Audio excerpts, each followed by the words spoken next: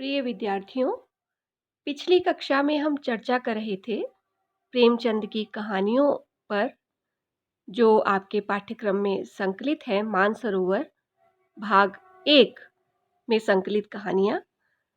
इन कहानियों में प्रेमचंद ने जिस तरह से बाल मनोविज्ञान का चित्रण किया है, उस संदर्भ में हमारी बात हो रही थी। उसी क्रम में हमारी आज की चर्चा भी रहेगी। विद्यार्थियों, बाल मन उत्सव प्रिय होता है। बच्चों को त्योहार पसंद हैं। ऐसे अवसरों पर लगने वाले मेलों में उनकी बहुत रुचि होती है। प्रेमचंद ने अपनी ईदगाह कहानी में, जो इस पहले खंड में संकलित है, उसमें इसी बाल रुचि का उन्होंने बहुत सुंदर चित्र अंकित किया है।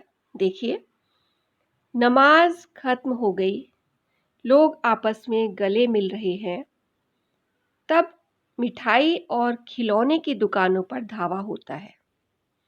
बालकों का यह दल कम उत्साही नहीं है। यह देखो, हिंडोला है, 1 पैसा देकर चढ़ जाओ। कभी आसमान पर जाते हुए मालूम होगे, कभी जमीन पर गिरते हुए। यह चरखी है, लकड़ी के हाथी, घोड़े, ऊंट छड़ों से लटके हैं। 1 पैसा देकर बैठ जाओ और 25 चक्रों का मजा लो।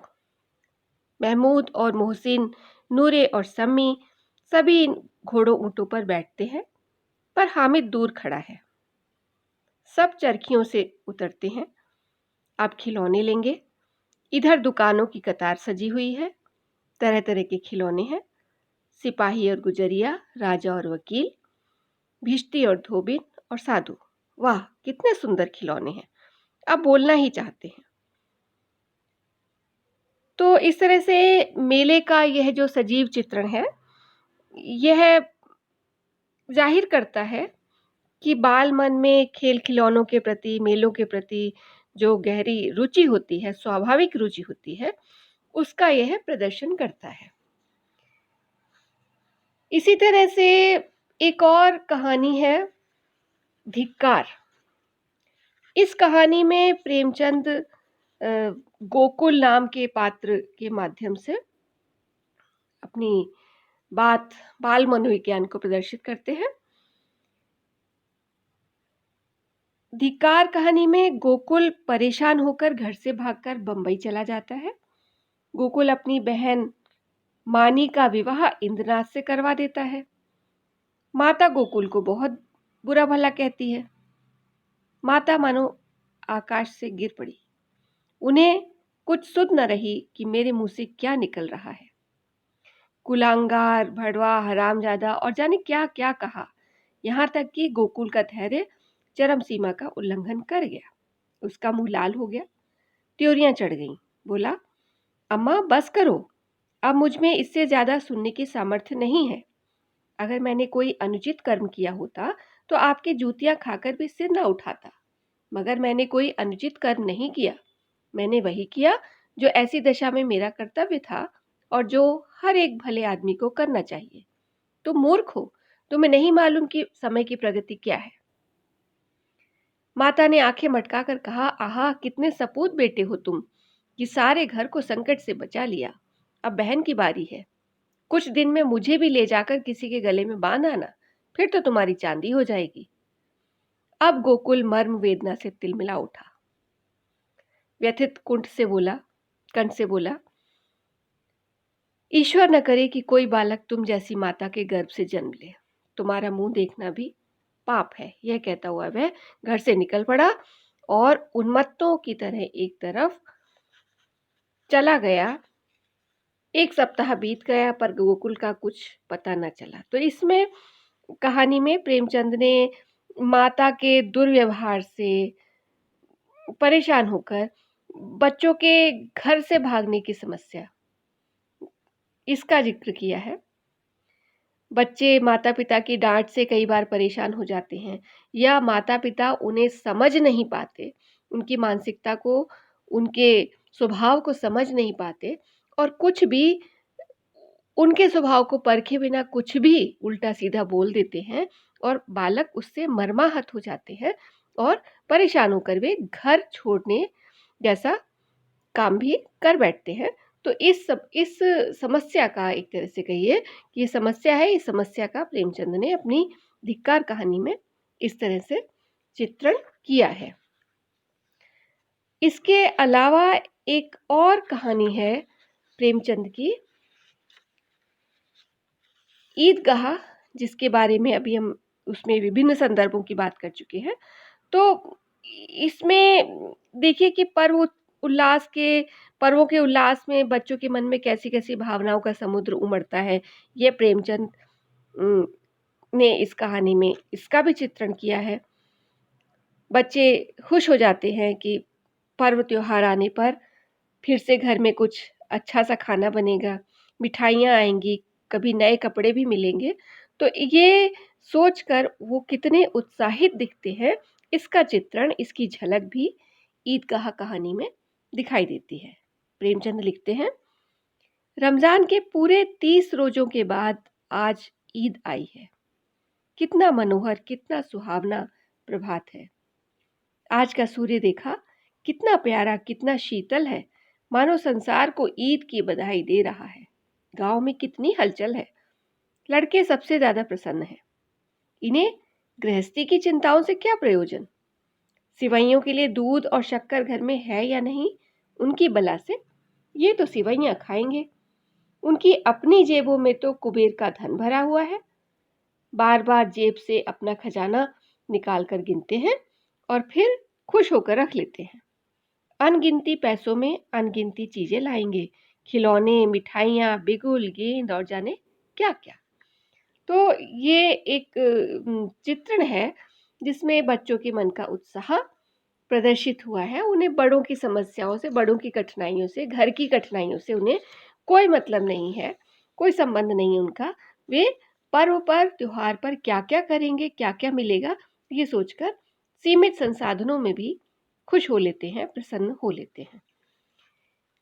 अब एक और कहानी जो गुल्ली डंडा है, जिसका जिक्र पहले भी आ चुका है। इस कहानी में आपको बच्चों के मन के विज्ञान के अनुसार, बच्चों के मनोविज्ञान के अनुसार उनके जीवन दर्शन का भी पता चलता है। तो प्रेमचंद ने कहीं ऐसे कुछ सरस प्रसंगों से उन्होंने एक नई तरह की कथा भंगिमा प्रदान की है। इसमें वैसे ये विषय बहुत कठिन है कि बच्चों के मनोविज्ञान से उनके जीवन दर्शन का पता चल रहा है, फिर भी प्रेमचंद ने इसको सरसता के साथ प्रस्तुत किया है। गुल्ली डंडा कहानी में उनकी जो प्रेमचंद की जो बाल मनोविज्ञान से संचालित जो जीवन दृष्टि है, देखते ही बनती है। उदाहरण देखिए,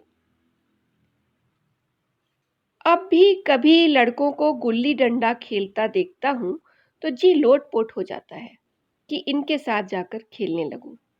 ना लॉन की जरूरत, ना कोर्ट की, ना नेट की, ना थापी की। मजे से किसी एक पेड़ की टहनी काट ली, गुल्ली बना ली और 2 आदमी भी आ गए तो खेल शुरू हो गया। तो बाल मनोविज्ञान की जो निश्चल अभिव्यक्ति है, इसने प्रेमचंद के जीवन दर्शन को भी बड़ी निश्चलता से ओत-प्रोत कर दिया है। और तभी तो बेबाकी से के साथ प्रेमचंद लिखते हैं, विलायती खेलों में सबसे बड़ा ऐब है कि उनके सामान महंगे होते हैं। जब तक कम से कम 1 सैकड़ा न खर्च कीजिए, खिलाड़ियों में शुमार ही नहीं हो सकता। यहाँ गुल्ली डंडा है कि बिना हर फिटकरी से भी चोखा रंग देता है, पर हम अंग्रेजी चीजों के पीछे ऐसे दीवाने हो रहे हैं कि अपनी सभी चीजों से अरुचि हो गई है।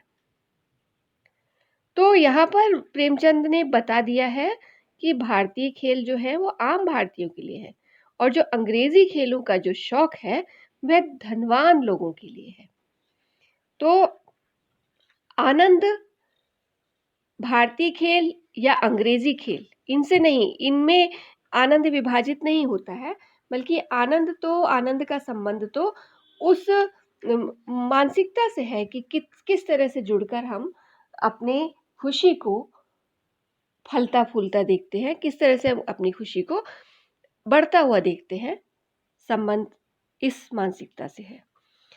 तो इस तरह से विद्यार्थियों, अभी तक हमने अपनी चर्चाओं में, पिछली चर्चा में भी और इस चर्चा में भी, दोनों में हमने देखा कि प्रेमचंद के जो कहानी साहित्य में व्यक्त बाल मनोविज्ञान है, उसमें प्रेमचंद ने अपनी कहानियों में बालकों के व्यवहार, उनकी चेष्टाएँ, उनकी क्रियाएँ, उनके हाव-भाव, उनकी अभिरुचियाँ और उनसे जुड़ी समस्याएँ, इन सब का बड़ा सजीव चित्रण किया है और इससे उनका महत्व बढ़ जाता है।